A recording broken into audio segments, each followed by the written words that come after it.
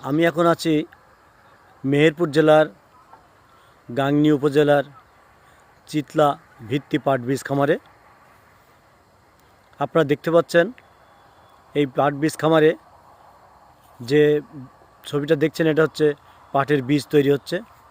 আপনারা জানেন পাট অনেক আগেই উঠে গেছে, কিন্তু বীজটার জন্য সময় লাগবে। অর্থাৎ বীজটা ফুল হবে, ফল হবে, সেই ফলটা পাকবে, তারপরেই সেই পাকা ফল থেকে কিন্তু বীজ হবে এবং এই বীজ সারা দেশে সরবরাহ করা হবে। তো এখানে অনেক জমি দেখতে পাচ্ছেন আপনারা। এই সন্ধ্যাবেলায় গোধূলি লগ্নে দেখেন কত জমি, সব হচ্ছেই পাটের বীজ করা হয়েছে। এটা কিন্তু এই কারণেই নাম চিতলা ভিত্তি পাট বীজ খামার। এই খামারে প্রচুর পরিমাণে জমি আছে। বিভিন্ন রকম ফসলের এখন আবাদ হয়, শুধু পাটেরই না, এখন অনেক রকম ফসলের আবাদ হয়। তার মধ্যে পাটের বীজটা হচ্ছে অন্যতম। আপনারা দেখছেন পাটের বীজ প্রায় আমরা দেখলাম পেকে পেকে গেছে।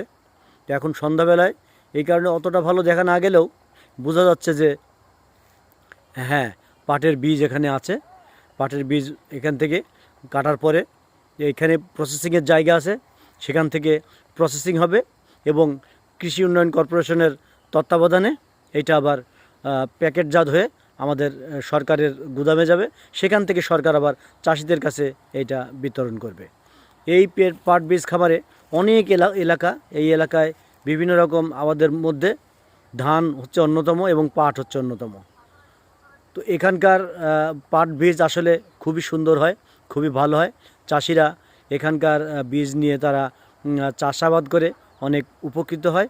এই জন্য এখানকার বীজটা তারা সংগ্রহ করে এবং এখানে খুব সঠিক উপায়ে কৃষিসম্মত এবং বিজ্ঞানসম্মতভাবে এখান থেকে বীজ সরবরাহ করা হয়।